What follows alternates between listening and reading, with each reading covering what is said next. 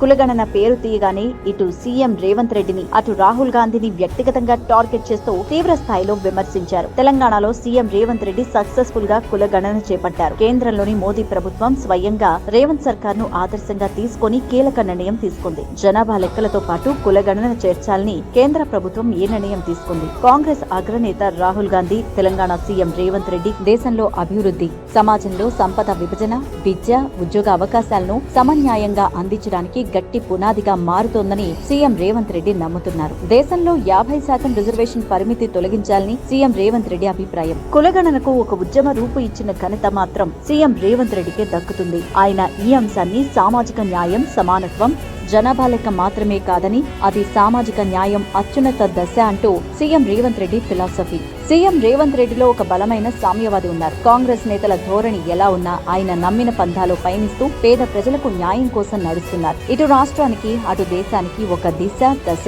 అందించాలనే కుతూహలం ఆయనలో కనిపిస్తోంది. తెలంగాణలో ప్రతిపక్షాలు ఎన్ని విమర్శలు చేసినా దేశాన్ని కులాల ఆధారంగా విభజిస్తున్నారని బీజేపీ, బీఆర్ఎస్ నేతలు పదే పదే ప్రస్తావిస్తూ ఆయన అన్నిటిని తట్టుకొని సీఎం రేవంత్ రెడ్డి విజయవంతంగా కులగణన సర్వే చేపట్టారు. అయితే తాజాగా మోదీ సర్కార్ కులగణనకు అనుకూలంగా కేబినెట్ లో నిర్ణయం తీసుకోవడం ఇప్పుడు ఈ అంశం చర్చలోకి వచ్చింది. 2026 జనాభా గణనతో పాటు కులగణనకు కేంద్రం ఆమోదం తెలపడంతో దేశంలో పొలిటికల్ హీట్ ఎక్కింది. ఇది రాహుల్ గాంధీ ఎన్నికల ఎజెండాను బీజేపీ సొంతం చేసుకునే ప్రయత్నం అనడంలో ఏ మాత్రమూ సందేహం లేదు. సీఎం రేవంత్ రెడ్డిలో ఒక బలమైన సామ్యవాది ఉన్నారు. సమన్యాయమే తన లక్ష్యంగా పయనిస్తున్నారు. అయితే కులగణన చేపడతామంటున్న మోదీకి ఎవరు ఎంత క్రెడిట్ ఇచ్చినా దానికి ప్రేరణ కాగలిగిన సీఎం రేవంత్ రెడ్డి కూడా అంతే క్రెడిట్ దక్కుతుంది. మొత్తం మీద రాహుల్ గాంధీ, రేవంత్ రెడ్డి ఇద్దరు మోదీ సర్కార్ కి ఒక రాజకీయ అనివార్యతను సృష్టించి గెలిచారనే చెప్పొచ్చు.